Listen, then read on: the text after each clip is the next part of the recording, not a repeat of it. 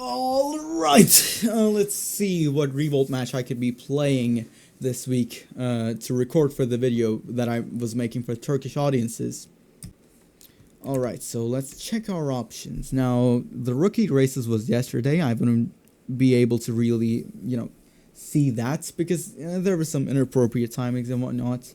Today was pro cars. The timing is a little bit too late for that. So we're left with the amateur cars of tomorrow. May 15. Hold on, that date reminds me of something. Orchid's 30th anniversary is literally tomorrow! Orchid's 30th anniversary is literally tomorrow, and I've got nothing to do. No idea for a video that could make this album reach out to people. Oh, actually, come to think of it, I think I remember coming up with a video idea. I would make a pipeline of certain metal genres that would eventually lead to Orchid, so that more people would be not only accustomed to metal culture in its entirety, maybe not that much, but also what I would argue was this band's best album. That's a win-win. That's a great idea. I should be doing that right now.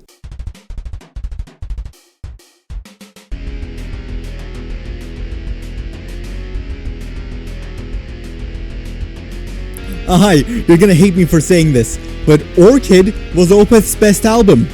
Now, my story with Opeth started with a weird album. It was with Morning Rise, and then I went down to Orchid, and then the rest of the discography in not that much of a chronological order. And I must say, while some people might be saying, oh, Orchid and Morning Rise are basically the same things, and Morning Rise is Orchid, but infinitely better. No, they're wrong. They're fucking wrong. There are huge differences between the two albums that can't really be disregarded all too much. Differences in production, differences in overall vibe that it's going for, differences in lyrical themes. There's a lot of things that are just too distinct between Orchid and Morning Rise, and that just makes it a good enough contender for Opeth's best album. It's different enough that Morning Rise isn't a superior version of it, and then after that is what made the Candlelight era, in my opinion, the best era for Opeth. So, to commemorate for its 30th anniversary, we're going to go down a little bit of a pipeline for somebody who's never heard of any sort of metal, but is somewhat getting into rather heavier music, to, make their tastes eventually suit Orchid so that they can fully appreciate it at their first listen, not being too weirded out by it.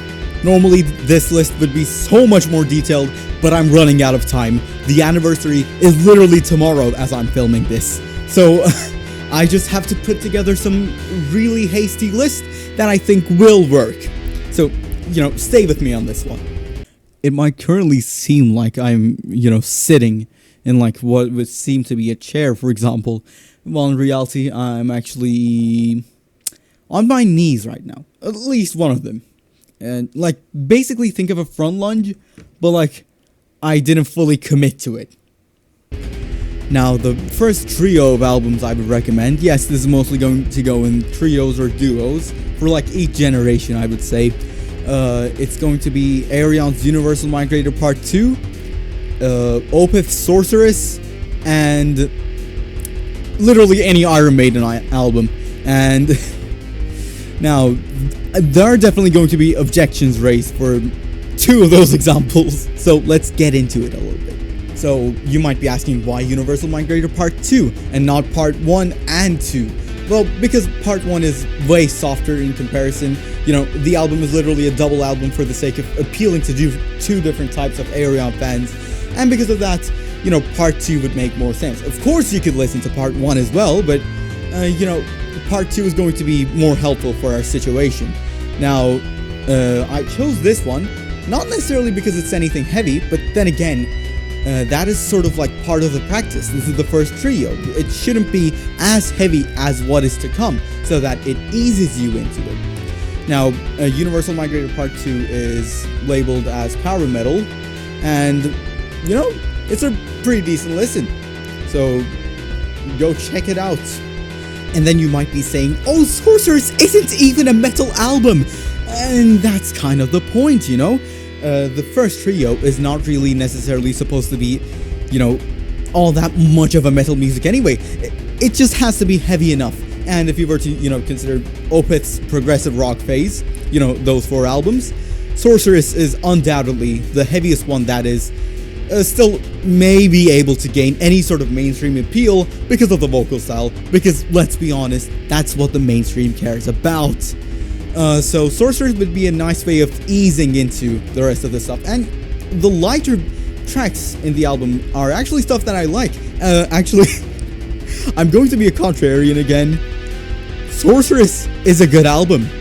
In fact, it's great. It's a great album, and I'm tired of pretending it's not. You know, maybe it's not the best of Opeth, that's for sure, but I would perhaps, you know, be more likely to listen to Sorceress over most other things, maybe excluding Heritage, and maybe even pick it over something like Blackwater Park. I know I'm going in a really controversial streak, but if you're a beginner, you care about none of these. So I'm just saying, you know, listen to Sorceress. It's not metal, but it's heavy enough that it eases you into the rest of the music. And now, literally any Iron Maiden album. I'm saying this because I haven't really listened to any Iron Maiden album from start to finish. You know, I did give a fair share to like 2 or 3 songs, I would say, and that's about it. If I remember correctly, like the one I listened to was Aces High, so maybe go with Power Slave, for example. That's pretty much the only one I have any sort of experience with, to be honest. You know, this joke is probably not really actually considered of Iron Maiden all too much. You know, they might be different, which is why I'm probably going to spend this night listening to Iron Maiden from start to finish to be able to form the opinion and say that all Iron Maiden albums are just the same. Here's hoping I'm right.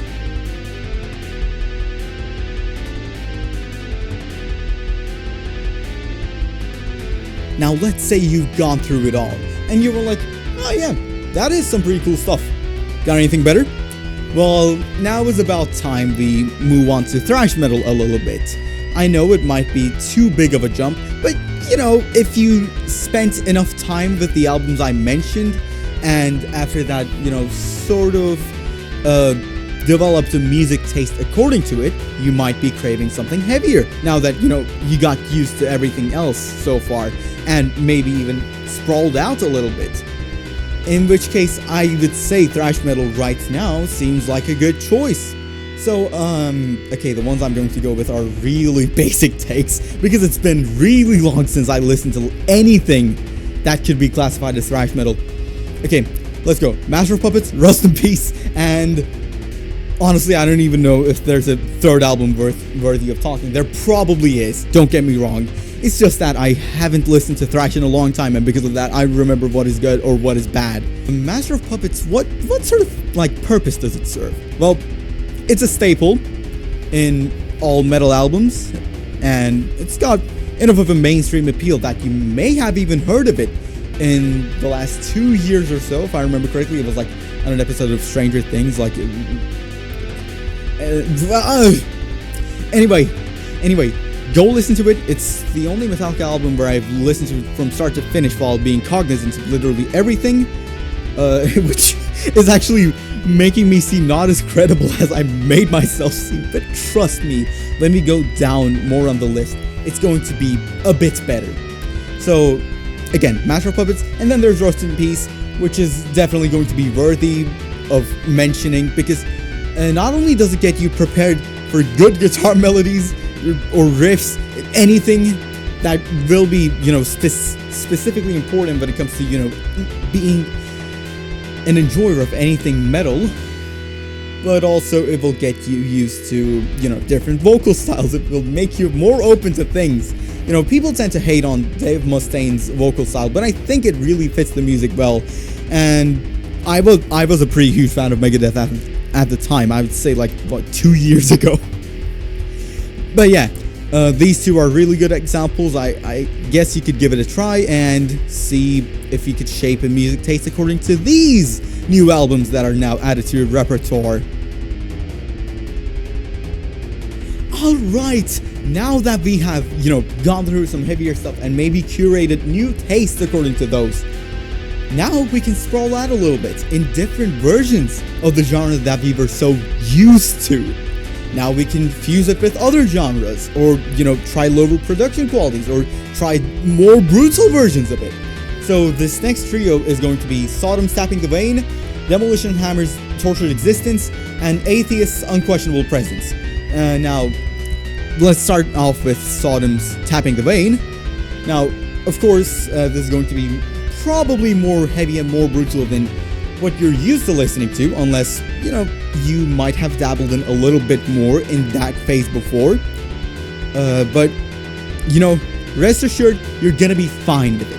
I especially really liked Reincarnation from it. It was the final track, and it's empowering, somewhat slow, but hey, that's what makes it good sometimes. And then there's Demolition Hammer's Tortured Existence. Now, this is to get you accustomed to lower production qualities with lower amount of distortion than what you might be used to, as well as a lower volume. For some reason, you're going to encounter some albums that at your normal listening volume will sound quieter than it should be. So prepare yourself for that, because there are good albums in that territory. And then there's Unquestionable Presence, which is more of a jazz fusion with death metal, but some could also argue that it's actually thrash metal. So you're probably going to be in familiar territory, excluding the fact that you're listening to jazz fusion. Maybe I shouldn't call it jazz fusion, but you get the point. Come on. Now, the vocal styles are going to be a bit more freaky with Unquestionable Presence, but you listen to Dave Mustaine enough times, I think you should be used to it. And thus, we're concluding this part of the territory, and from now on, the abominations we're going to listen to are going to be so beautiful that you're going to feel like it's actually worth this journey. And you should be feeling this anyway. I didn't recommend you any bad albums so far, at least according to me.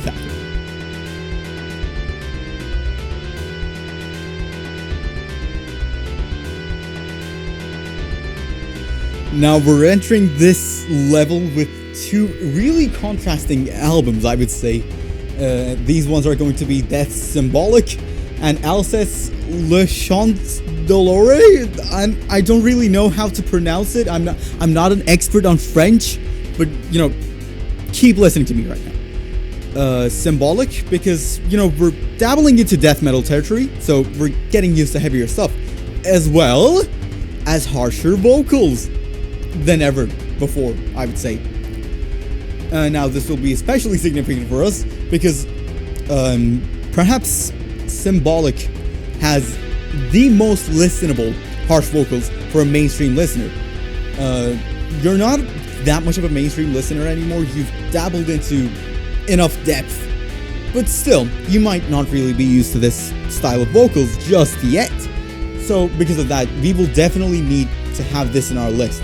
We're going to listen to Symbolic, appreciate all the good riffs, appreciate all the good solos, and appreciate those damn vocals.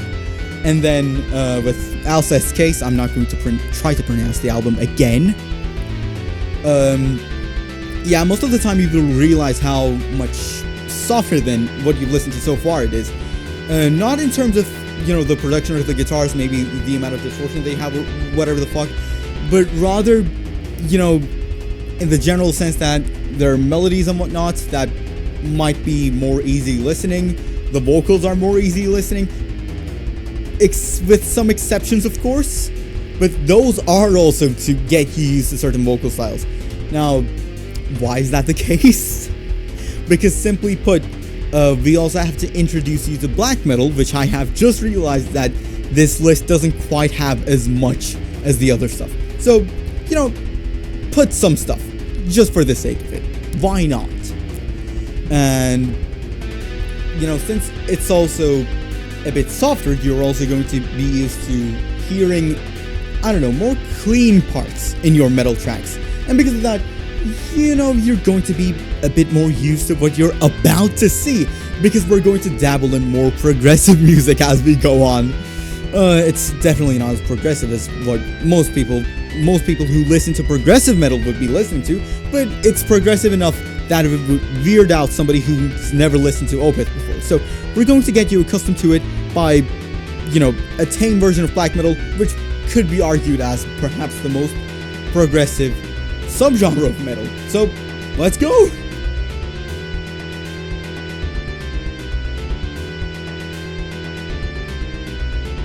Now, this next trio we're going to dabble in is going to include 2 different takes on progressive metal, and then one that is to ease you in further to black metal. So it's going to be odd. Get ready for it.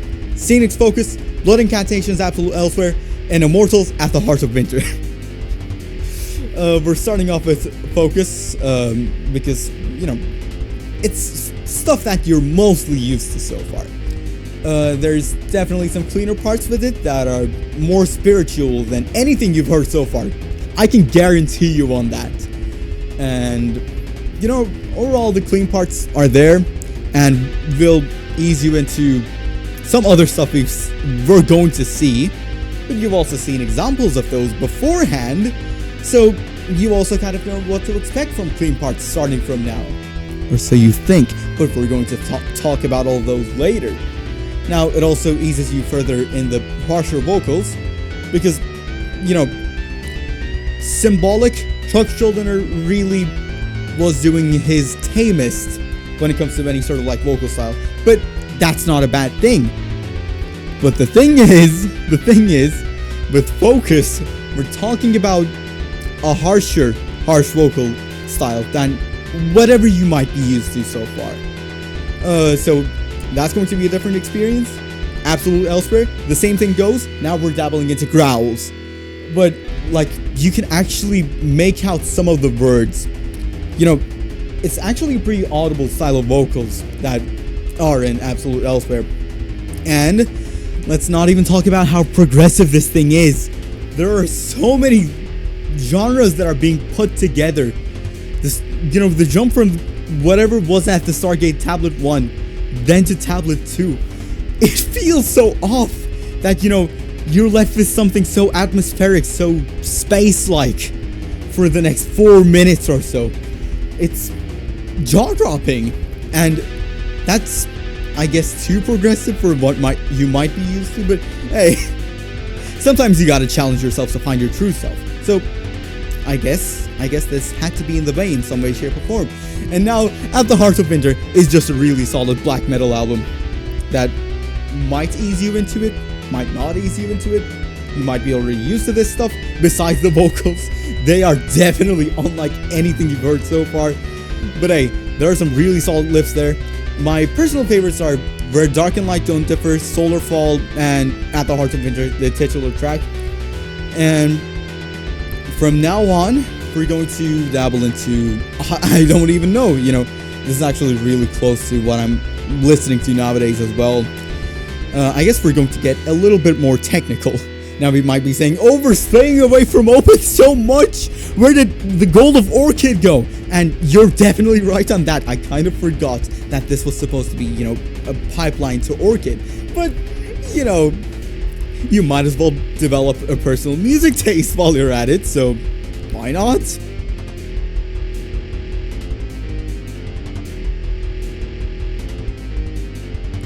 And now we're getting into really 2 different contrasts of what could be considered progressive.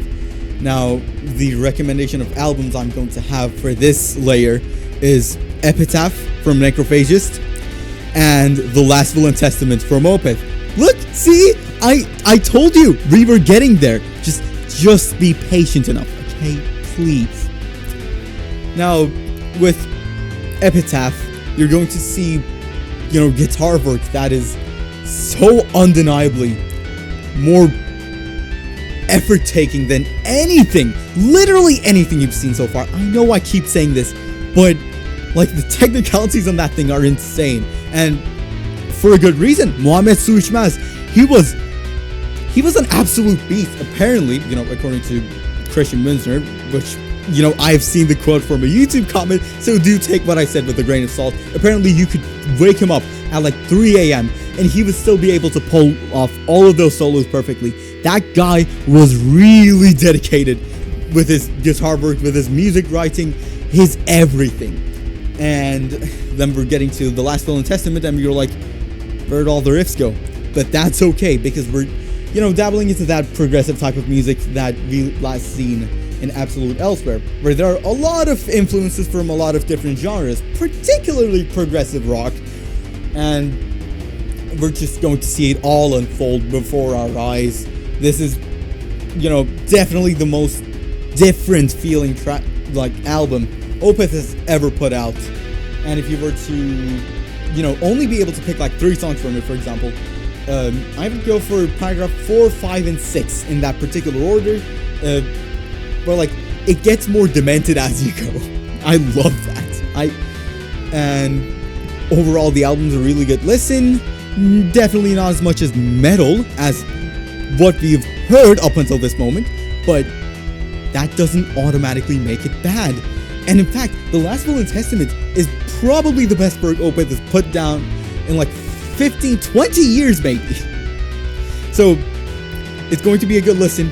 Trust me, now we can finally get to the stuff that we are normally supposed to get to. And congratulations, we're finally at Opeth. Now, there's some other stuff that we're going to have to do. Now that you're used to more metal, you know, growls, those heavy ass riffs, now we can finally get into some other territory. Now, this is going to be an actual pipeline. Like, we're going to go down in descending order. We're going to start with Still Life, and then go to My Arms Are Hers, and then Orchid. And we're finally gonna be there. The destination, the one thing we were looking for this whole time.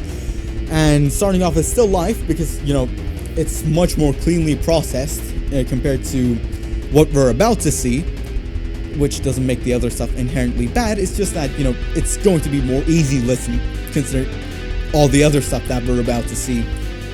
Now with Still Life, you maybe should get ready for like the concept of concept albums also, because these two that are in a row will also be Opeth's very first attempts of concept albums, which worked really well. So we're going with Still Life first, because it is cleaner than what you're about to hear, and overall there's really good musicianship here. And after that, we're going to go down to My Arms Are Hers, which is also the last album of the Candlelight era. But I would say it is closer in line to, say, Still Life when it comes to music writing than what would be Orchid or Morning Rise. So listen to that as well. See how the band used to be literally 1 year ago. And after that, we're finally at our destination, Orchid. And now I'm going to talk about why every album in this was significant to the point where we would reach Orchid, okay? Are you ready with this? Like for this, what I'm about to say? Then let's do it. Now the first phase was obviously more so for, you know, getting you accustomed to this genre that is what we call metal. But actually, some of these had some really important purposes. Like for example, Aeon's Universal Migrator Part 2, so that you could get accustomed to something like organs being used a lot in metal, and the power they can, you know, carry. Sorcerers was also for a similar reason, like also because like it's heavy music, while it doesn't really classify as metal, you know, it gets you used to it. And then any Iron Maiden album, surprisingly enough, it was actually a lead up to Orchid, because, you know, that's where the idea of dual lead channels sort of come from. Not precisely from them, but they're a good enough example. And after that, you know, the thrash metal albums that we mentioned most of the time, you know, they didn't really do much besides getting you into metal even further, so that, you know, you would be used to heavier stuff, and then you would start discovering stuff on your own because you maybe liked those stuff in that tier. And then after that, we descended a bit further into something a little bit more brutal than what you're used to, so that, you know, you'd be used to more brutal stuff. Duh! But also lower production qualities, because, you know, some people say Orchid isn't really that good when it comes to production. I don't really think that. Like, I'd say Orchid is more stylized, but, you know, if that's your general take towards it, whatever. We might as well get you used to it with albums that have lower production qualities. And then after that, we sort of try to take you into something more progressive, because Opeth is first and foremost a progressive metal band. I know their output in the 2010s didn't really seem like it, but they were progressive metal before, and arguably progressive metal, especially with The Last Will and Testament. And then after that we went into even further progressive stuff, and then we went into death metal, because why? It had those weird vocal styles that you weren't used to. And then we went through it even further. We went through more technical stuff, we went through more progressive stuff. It would all lead up to this. And now we might be talking about why Orchid, in my opinion, is a masterful album, and then maybe, you know, what you could be listening to after this. So we're about to get into that just now. Okay, Orchid was definitely a first attempt, let's be honest about that, but that doesn't make it inherently bad. I would say Orchid has some really good moments, and actually not a single moment is wasted on the album, even though the thing is filled with almost 10-minute epics, sometimes even surpassing 10 minutes way too much. But still, it's all worth it. Every single second is worthy of it. You know, some people consider Orchid to be a riff soup with not that much of a, you know, continuity with most of the riffs being put together, but does there really have to be one? Like, if the riffs are good, I'm going to enjoy it. And if they're put together in one song, I'm going to, you know, label them as one song. And, you know, maybe it just has different passages. Remember, with progressive rock, there are a lot of tracks that are basically medleys with like 4 or 5 different parts that don't really sound too close enough that they make one cohesive song. So, you know, we might as well consider Orchid good in this regard. And the dual leads, you know, Orchid is what made me really love the concept of dual leads just in general. And I don't know, I have a soft spot for it because, like, I listen to it quite a lot. And Orchid is probably the reason Opeth is like my most listened band so far. Again, the dual leads. Actually, the drum work and the bass work is also really, you know, I wouldn't call them like perfect, but it just scratches a very particular itch. You know, Anders Norden tends to overuse this one particular drum pattern that I really like. You know, I'm extremely biased towards, and I'm not really sure if that's because, like, I did listen to this thing a lot, so that it becomes comfort food for me, or if it's because I actually liked the drum fill. I would like to go for the latter, but there's definitely some bias in there. Also, the bass work by Johan de Farfalle, which got even further realized on Morning Rise. I have to admit, you know, he definitely shined even further with Morning Rise. But he also shined in backing vocals in the last part of The Apostle in Triumph, which, by the way, might be the greatest outro to any album ever. I love how empowering it is, how much of a victory it legitimately feels like. The song's title fits those final 3 or 4 minutes so well. Like, you're like, yes, indeed, I am an apostle in triumph. That is... Okay, maybe I shouldn't have said that. That's actually kind of hilarious, but, you know, the album is just masterwork, especially for somebody who's like barely 20 at the time. The thing just oozes, I don't fucking know, passion. It just oozes, you know, good music writing. And, of course, we shouldn't disregard any other stuff. In Miss Shiva Standing, that is a great 15-minute long track. You know, for something 15 minutes long, there are quite a lot of parts. Actually, not as many, but, you know, it's cool. Under the Weeping Moon, which is mostly considered, you know, not as good as the other stuff, you know, because it has like a 3 or 4 minute long part that is just plain old atmospheric. But, you know, everything that comes after that, everything that came before it, is fantastic. And, you know, some extraordinary use of guitar work is really well utilized in that 3 minute long segment where it feels like nothing happens. Still, it's a good listen. Silhouette is really surprising because, like, the story behind it is really cool as well. Like, while they were about to exit the studio, they had like, what, 20 minutes left? You know, they told to Dan Swano, who was their producer, that, oh, our drummer can play the piano, by the way. And so they made him play something. I don't really know if it's like actually composed or like it's improvised, but it made the final cut of the album. And like, it's a really nice piano interlude. It feels sophisticated. And then after that comes Forest of October. Oh, do I even need to talk about this masterpiece? You know, it's definitely the song with the most changes on the album by far. Like, by that I mean like overall change of the vibe. But it also kind of feels ethereal. Fuck. In a sense. And that's just some brilliant musicianship. The Twilight is My Robe is maybe the start of, you know, Opeth being associated with sorrow, because there's this one clean part that gets you on the verge of crying at the right conditions so well. And there are just a lot of moody solos. I'm saying moody, but like they're also kind of like fast-ish, which is also a good thumbs up. And then Requiem, well, it's fine. You know, it's a nice classical guitar interlude. You know, it has the acoustic guitars and whatever. And I have to say, those are like the most natural sounding acoustic guitars in the album. For like, I would like to assume that they used just a different type of a guitar in those particular parts, like in Requiem in particular, because in every other instance of there being clean guitars, it just sort of feels a little bit artificial. I don't know if it's because of the effects. You know, Orchid tends to have a lot of reverb in basically anything. The guitars, the drums, the vocals, anything you could consider. It has a fuck ton of reverb. But you know, it's cool, definitely. And then, obviously, I talked about it, the Apostle Triumph, and how it was a perfect outro to everything. You know, it's just brilliant. Like, there's no other word I can say for it.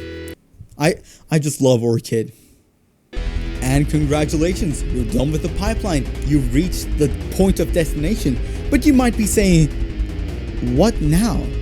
Now, if you're a fan of the slightly more folkloric stuff that you've heard in Orchid, you could go down to something like Wildrun's Sleep at the Edge of the Earth. It's higher in production, it's more death metal oriented at the times that it isn't folk metal.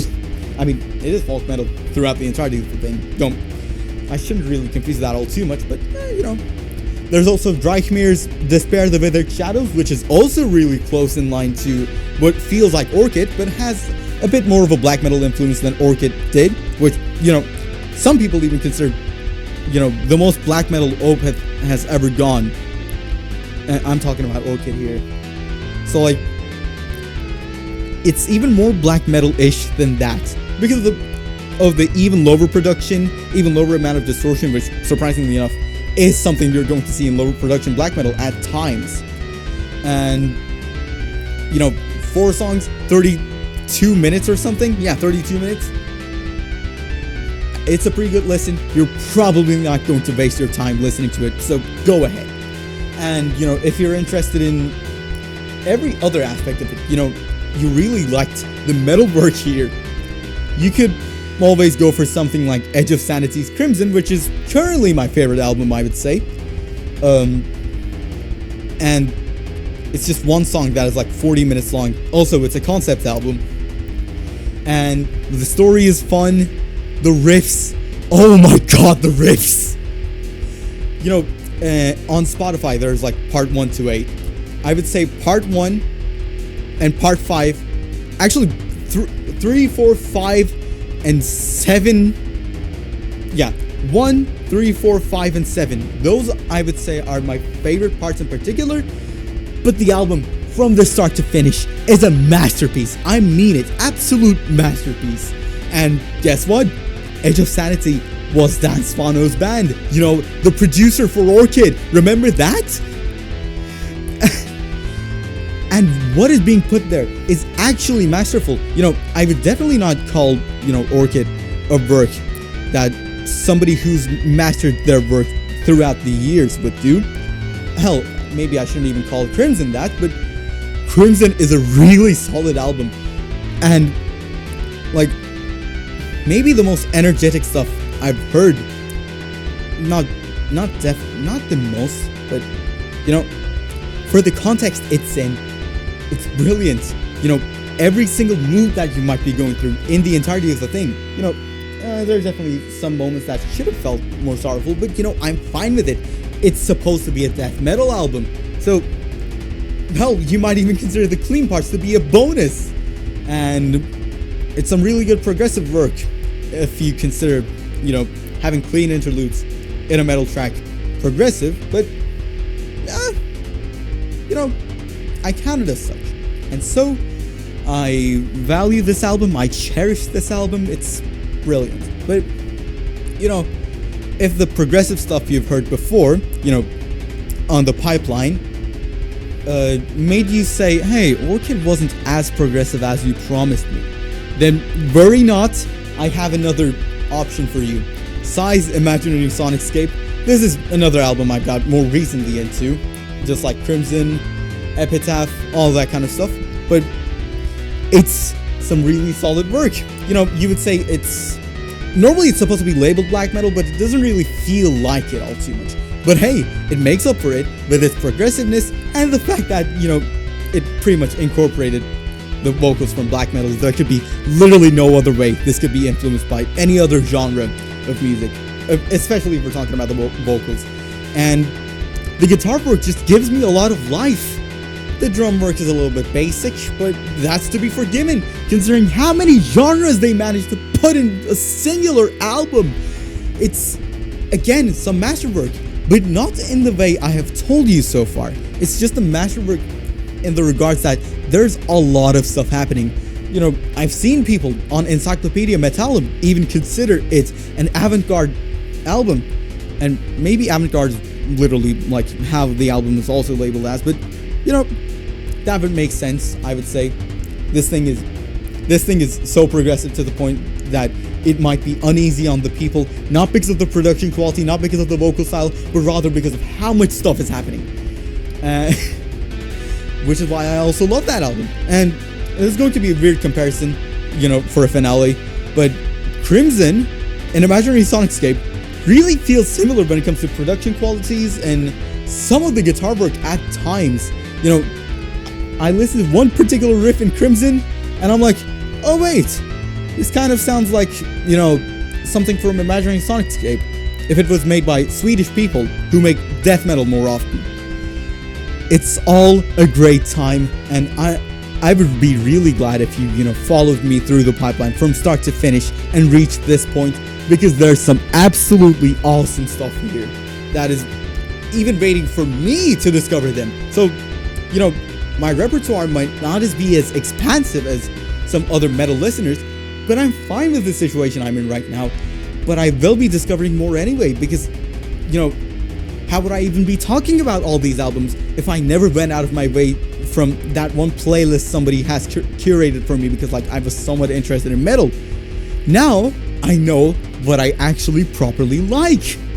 So, I hope that you don't stop exploring metal music after this video, and you go out of your way, form your own music taste even further. You can go back to the lighter stuff. Just make sure you listen to the albums I recommended, please, and I'll be fine with it. And thank you for sticking all the way through, and see you on another video, I guess. Oh, also, happy 30 years to Orchid. Mikael, please hire Johan Farfalla back. I know you're making more progressive stuff. Come on, I think he would fit the band better. Please, please.